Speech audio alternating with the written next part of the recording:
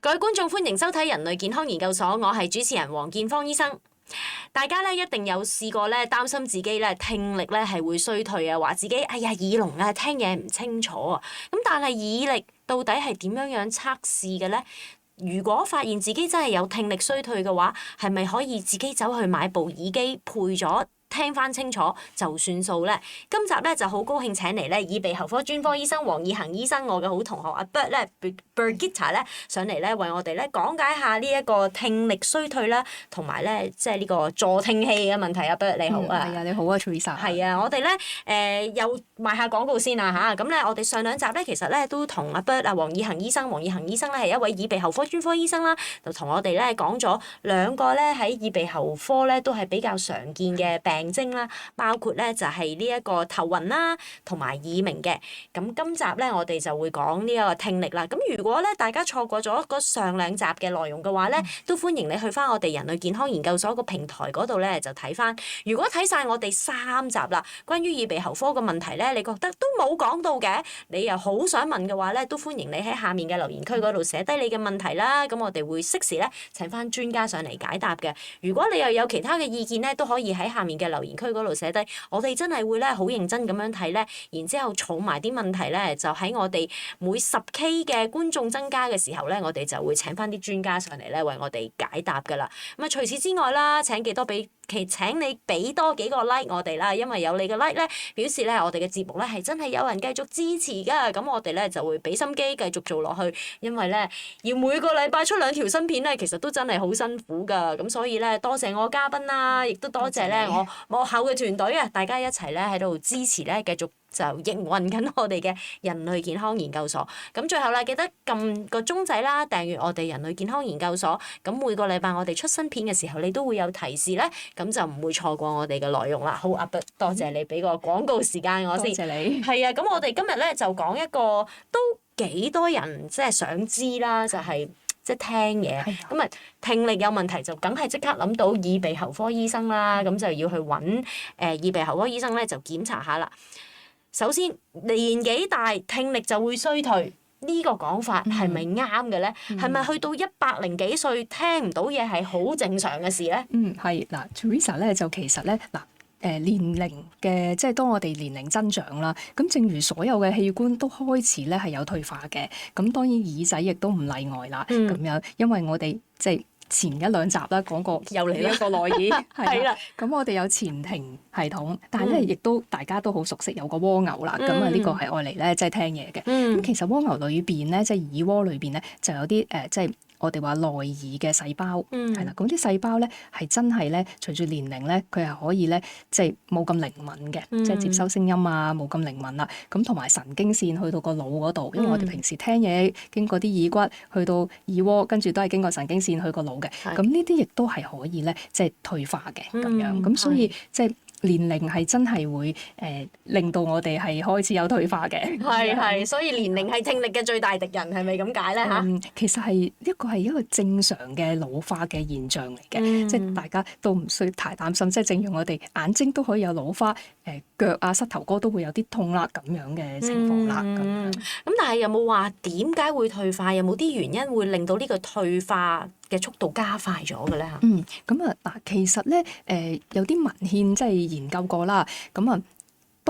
大過50歲咧都開始有少少退化嘅。當然因人而異，有啲人就會快啲，有啲人又好叻耐啲咁樣嘅。咁50至65歲咧，其實都大概有1/4人咧就開始有即係輕微嘅聽力嘅問題嘅。係啦，咁啊而大過65歲咧，可能咧1/3人咧就開始有即係有一少量嘅聽力嘅問題啦，咁而大過80歲咧，甚至乎可能咧已經有一半人咧係聽力係已經有即係退化嘅現象啦。咁但係當然唔係淨係咧，即係老人家係會退化嘅。咁有陣時我哋亦都係即係有啲情況之下，亦都會容易啲咧影響我哋個聽力㗎。譬如話長期受到噪音嘅影響啦，係啊，我哋成日都講啦，係啦，噪音影響啦，亦都另外有啲人可能係即係譬如食咗啲藥物。係啦藥物，咁啊亦都可以令到個聽力咧係會即係衰退得快啲嘅。可唔可以講解下咧點解噪音會令到嗰個聽力衰退得快啲咧？係咪因為噪音會對個耳仔造成某啲破壞咧嚇？係啊，其實咧如果好大嘅噪音啦，長時間啊喺噪音環境工作又唔記得帶嗰個即係耳罩啦，咁其實又係去到嗰個即係蝸牛啦，即係耳窩嗰度咧，裏邊嗰啲毛細胞咧，佢係可以令到嗰啲毛細胞咧即係斷裂啊，或者甚至乎破壞咗佢，咁佢就會令到佢聽得唔好，唔會重生嘅。有啲嗱即係嗰個嘈雜嘅 noise-induced hearing loss 咧，即係噪音咧，係有兩種嘅，佢影響個耳仔，可以係短暫，係啦，亦都咧，即係譬如好似我哋去一個好大嘅演唱會咁啊，好嘈嘅，咁可能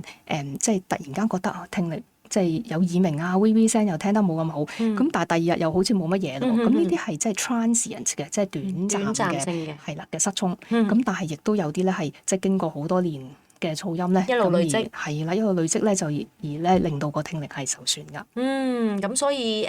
未必可以即係轉換翻變翻正常㗎啦，啱唔啱啊？啱㗎。咁嗱你講咗啦，即係可能係個耳窩入邊嘅某啲神經嘅細胞毛絨細胞即係破壞，所以就會有呢個衰退嘅情況。有冇一啲係唔關年齡事，係真係自己突然之間個聽力會差咗？又有冇啲咁樣嘅狀況嘅咧？有㗎，我哋咧都有一啲情況咧叫做突然失聰嘅，即係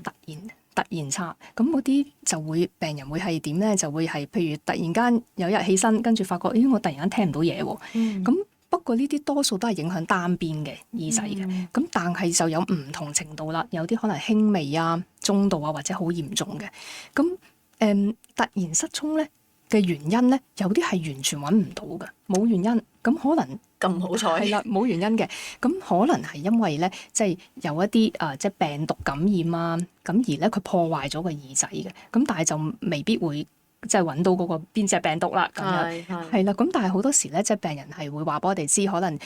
之前嗰1個星期佢曾經試過有啲感冒咁樣，咁就令到佢即係突然間失聰嘅。咁但係當然亦都有啲人可能係有啲創傷性嘅，即係譬如真係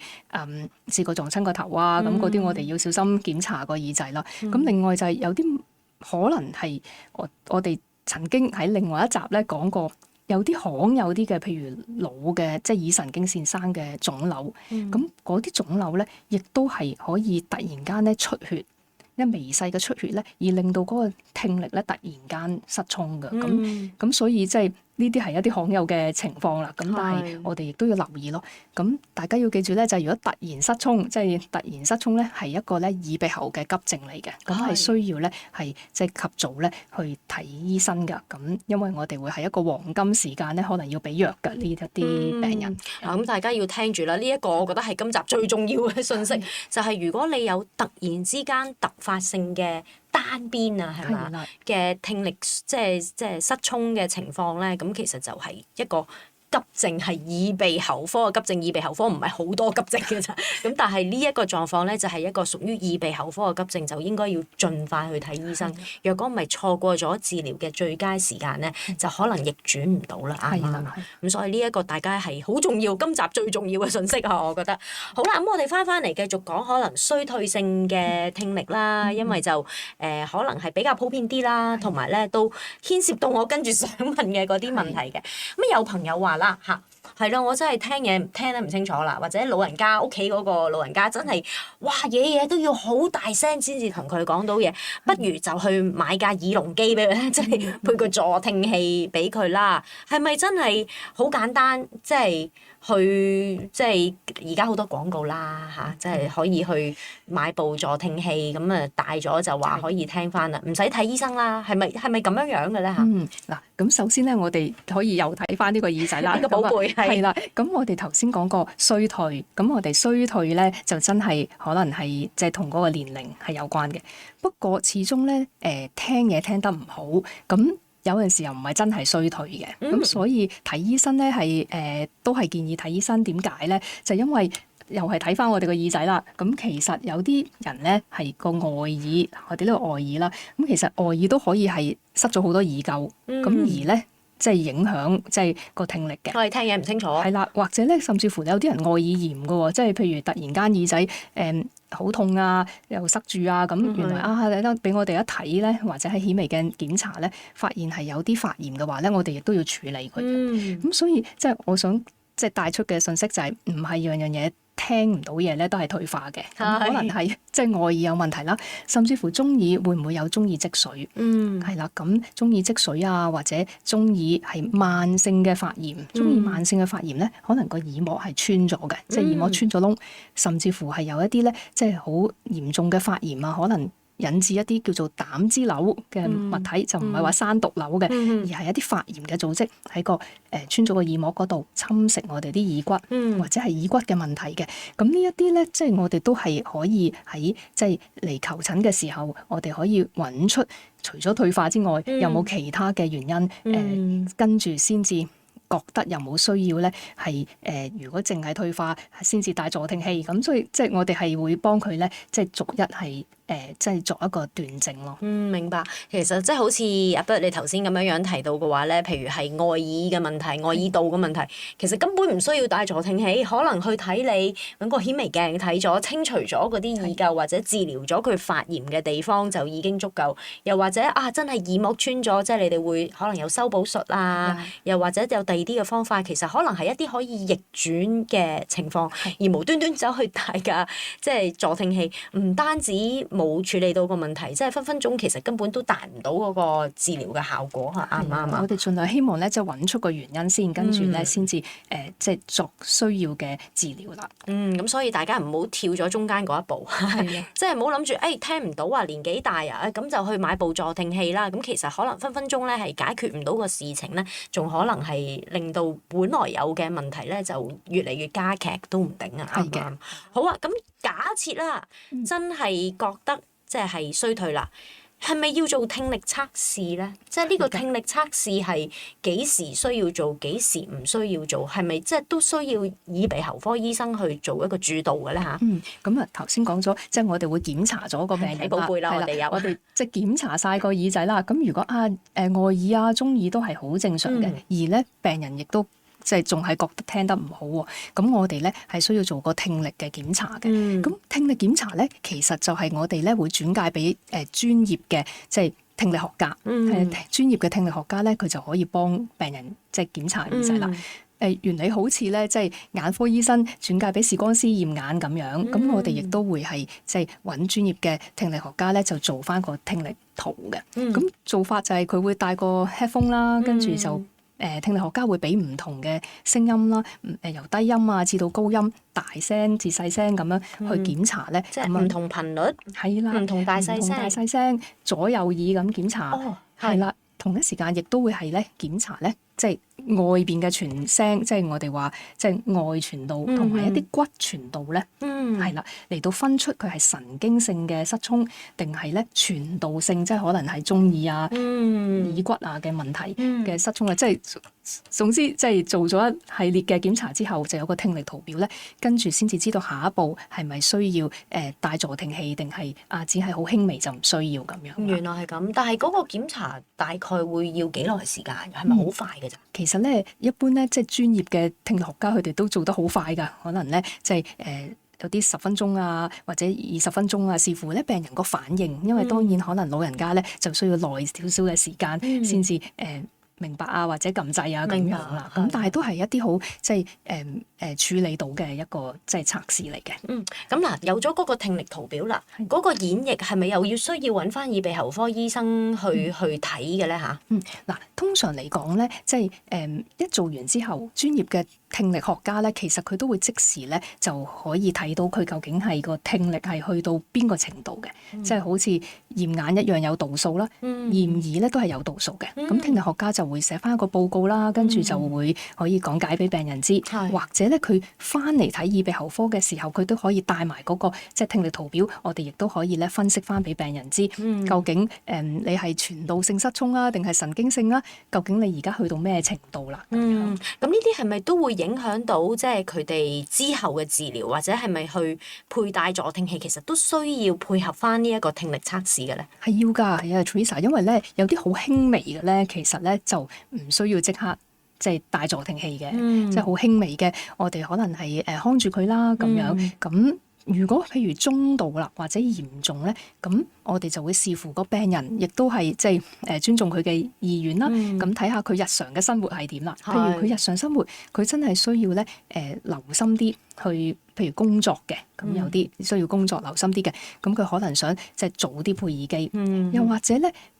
佢係清閒啲嘅，但係佢都係即係聽得唔好啦，咁我哋都會建議嘅咧，佢戴助聽器㗎。咁助聽器又點樣揀咧？係咪要醫生處方嘅咧嚇？嗱，其實咧助聽器就唔使處方嘅，即係好似即係配眼鏡咁都唔使處方嘅。咁但係頭先講過，即係我哋係合作嘅形式，即係醫生係可以即係排除咗有冇啲可以治療嘅問題啦。咁檢查咗之後咧，就會轉介俾即係專業嘅聽力學家做嗰個聽力圖表啦。跟住亦都咧會揾翻咧專業嘅聽力學家咧，即係幫佢哋咧，即係選擇助聽器。咁而家助聽器實在係好多種類，好多係啊，五花八門，點揀啊？咁其實好多種類嘅，咁真係要視乎咧，即係個病人自己本身佢，譬如有一啲助聽器佢係需要咧個手啊嗰啲好靈敏嘅先戴到嘅，咁可能未必適合老人家㗎喎。咁但係亦都可能有啲係後生嘅，即係返工嘅，咁佢可能咧又想個款式啊係要迎合到佢嗰個生活嘅需要啊咁。咁另外亦都嗰個聽力圖咧嗰個聽力嘅嚴重程度咧，亦都會影響佢嗰個助聽器嘅選擇嘅。咁所以咧，即係都係需要去揾翻即係專業嘅人士，慢慢講解俾佢知邊啲係適合啦。不過暫時嚟講咧，其實助聽器咧而家都先進咗好多噶啦。係啊，都已經咧即係有好多病人佢哋好擔心戴助聽器，話覺得啊好嘈啊，係啊，又即係會引致耳鳴啊咁樣。咁但係而家其實好多即係好嘅助聽器咧，其實佢哋都有一個降噪音嘅功能啦。有啲甚至乎咧，佢可以有藍牙嘅設備，可以即係駁到去個電話啊，或者電視啊嗰啲。咁亦都有一啲咧係可以，譬如感應到嗰個周圍環境啊，病人即係其他嘅即係朋友同你傾偈啊咁嘅功能㗎。咁所以就真係要即係。佢去試下或者去問多啲咧，先至知道邊啲係適合佢啦。所以即係都唔建議話睇廣告或者隔離三姑話呢隻好咁樣，咁佢又走去買呢一隻，即係其實係咪咁樣就唔太理想咧嚇？其實咧，佢係可以咧，即係去到即係聽下即係專業嘅即係聽力學家啦，跟住就即係睇下，即係睇同埋睇埋佢嘅日常嘅需要，跟住再作出介紹咯。其實個原理真係我成日都話同配眼鏡差唔多嘅啫，即係你都係要去到問多啲你即係因應你嘅需要咧而選擇嘅。嗱，我見咧其實即係坊間可能都有啲唔同嘅廣告啦，即係話係唔同款式嘅助聽器，可能都係一個品牌。你建唔建議其實嗰啲需要佩戴助聽器嘅人士，即係當佢哋排除咗唔係第二啲嘅問題，真係衰退啦，係咪應該都要去多幾間去了解多啲咧嚇？咁其實咧就當然咧，即係唔同每一間都有佢嘅好處嘅，即係我哋好難咁樣咧一次評論每一個產品。咁即係正如好似眼鏡一樣，即係你選擇一個係適合你自己。咁同埋亦都即係帶埋屋企人去啦。咁有陣時咧，屋企人咧都會俾多啲意見啊咁樣嘅。咁而家亦都有一啲即係譬如有啲老人家佢啲手啊或者靈敏程度唔係咁多嘅，或者甚至乎佢真係聽嘢已經去到好嚴重嘅情況。有一啲亦都係即係即係新帶住嘅助聽器可以俾有咪講有個咪嘅，咁亦係都係另外一個即係可以考慮嘅一個選擇嘅款式咯。所以真係因應唔同嘅病人咧，而即係揀佢適合嘅耳機就係最好啦。明啊，即係我諗我屋企都有一個撞聾嘅，都真係有啲難搞嘅，即係又一係咧就嫌噪音太大啦，一係咧就嫌架機太重啦，一係就嫌帶咧就麻煩啦，一係咧就嫌成日要換電啦，即係總有一啲佢永遠都唔滿意嘅地方嘅，係咁真係好難咯，我自己都覺得。係啊，不過咧，我哋都會建議咧，即係多啲同老人家溝通咯，因為有陣時可以了解下究竟佢係邊一樣嘢令到佢唔想戴，係啦。咁我哋亦都即係亦都有啲文獻講過啦，即係如果老人家聽得唔好，咁其實佢可能對佢同朋友傾偈啊，或者社交嘅能力啊、認知嘅能力咧，亦都會係即係影響到啦。咁亦都會影響佢個情緒變得焦慮啊，或者唔開心啊咁。咁所以即係我哋都會係鼓勵佢哋即係戴機啊，或者即係輔助下佢哋個聽力咯。係啊，頭先都提到啦，即係喺唔同嘅年齡咧，可能都會慢慢出現一個聽力衰退嘅問題啦。即係當我可能65歲開始發現即係有少少嘅衰退啦，但係又未至於需要任何嘅輔助工具，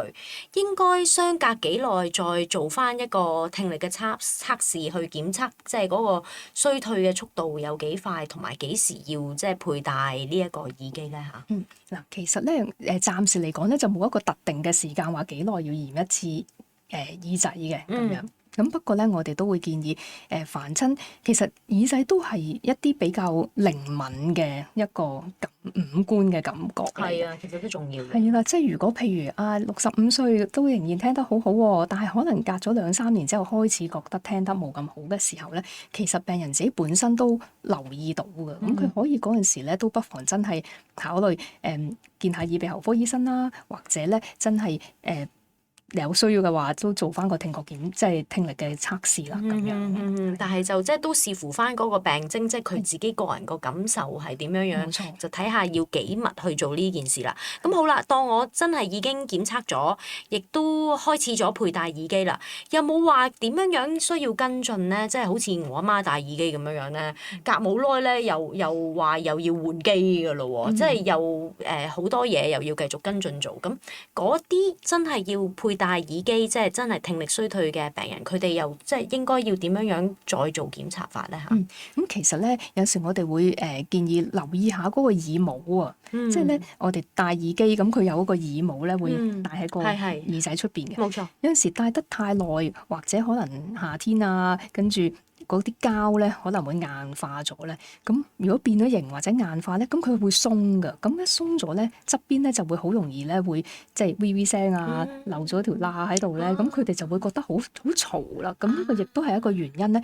其實就唔係個耳機唔好，可能係嗰個耳帽咧已經係變咗形啊，或者用得太耐硬化咗啊。咁呢啲亦都會係影響咯。係。咁另外有一啲人咧就係長時間戴耳機，咁其實可能個耳仔咧又會噏住咗，容易啲發炎喎。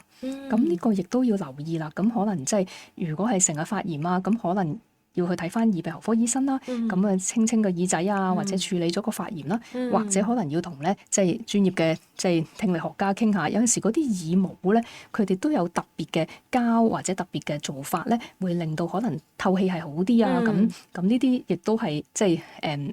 希望改善到佢個情況，而令到咧佢樂意去戴嗰個耳機。我想問下咧，如果真係開始有即係聽力衰退嘅人士啦，除咗考慮佩戴耳機之外，有冇第二啲嘅治療或者鍛鍊啦嚇？即係譬如我哋話眼力啊咁樣樣，有啲嘢可以練啊鍛鍊啊。咁聽力其實又有冇辦法可以鍛鍊？有冇啲嘢可以做到減低佢個衰退嘅咧嚇？咁啊。又係即係唔好咁多噪音影響耳仔。咁嗱，不過我亦都想提下咧，就係其實除咗耳機之外咧，即係我哋如果有啲成年人啊個聽力咧去到嚴重嗰個程度嘅，咁其實咧有一啲病人咧係適合咧可以做手術㗎。係啦，咁咧就即係當然唔係話好輕微啊嗰啲聽力就即刻去做手術啦。咁而係咧有一樣手術叫做人工耳蝸嘅。係啦，人工耳蝸咧係一啲咩嚟嘅咧？就係其實係有一條電極可以透過做手術咧，就我哋做手術就將嗰個電極咧就擺落去咧嗰個耳蝸嗰度嘅，即係擺落個耳蝸嗰度，跟住就刺激咧剩餘嘅神經線嘅。咁就呢一種手術就係即係當然要個病人係身體適合做全身麻醉啦。咁另外咧，我哋亦都會係即係做翻適當嘅聽力圖表，睇下係咪適合啦。另外可能要照掃描嘅，即係睇下個耳蝸係咪健全啦。嗯。可能亦都要照呢個磁力共振睇下條神經線係咪健全啦。咁咧、跟住亦都透過咧一啲評估，除咗耳鼻喉科醫生啊，就可能係聽力學家啊，同埋咧言語治療師，或者同屋企人傾好啦。咁啊，跟住亦都可以考慮咧，係咪適合做一個人工耳蝸嘅手術，就即係改善嗰個聽力嘅。不過即係當然做完呢個手術之後咧，唔係唔使戴耳機嘅，因為個人工耳蝸咧，其實咧佢係有內部就係即係有個電極去個耳蝸啦。外面咧喺個頭嗰度咧，亦都係需要戴一個咧類似耳機咁嘅，即係一個有部機嘅。咁所以就唔係話完全唔使戴任何嘢嘅。咁所以有一啲手術咧係真係可以幫到咧嗰個聽力嘅。即係可以將原本已經係乜都聽唔到嘅狀況，而可以用一啲方法咧搭翻條路出嚟咧，等佢可以即係收到翻嗰個訊息啊。咁樣咁就可以喺啲譬如話嚴重弱聽啦，即係未去到完全冇晒聽力之下咧，而又真係想去接受一個手術嘅，咁亦都可以係另外一個即係值得考慮嘅一個方法。常唔常做咧？其實呢個手術，呢個手術咧，其實咧都係有適合嘅病人咧，都係有做㗎。其實唔係想像中咁少做㗎。係咁，所以咧，大家又即係知多一個方法啦。即係呢個係人工耳蝸嘅一個手術啦。咁就係一啲嚴重聽力衰退嘅病人，而結構上面又仍然係 OK 嘅狀況底下，先至可以做。好啦，預防聽力衰退呢個我識答啊。減低噪音啱唔啱啊？啱嘅。咁另外咧就係即係作息都要定時啦。另外食嘅飲食嘅即係減低食煙飲酒啊呢啲，同埋其他刺激嘅食物啊，咁保護隻耳仔啊，咁唔好咬耳仔啊，咁呢啲咧亦都係我哋即係平時我哋大家都可以做到嘅嘢咯。病人咧好中意問嘅，黃醫生有冇啲嘢食咗咧可以令到隻耳仔聽得好啲啦？眼睛就好多健康補充劑啦，有冇用就見仁見智啦。耳仔有冇健康補充劑嘅咧？其實我哋就冇特別講健康補充劑嘅，不過咧即係當然均衡嘅飲食啊，我哋日常即係健康嘅蔬菜啊、水果啊，即係健康嘅飲食習慣咧，對整個人咧都係即係退化都係會減慢啦。咁樣做運動有冇幫助嘅咧？其實做運動對全身都有幫助，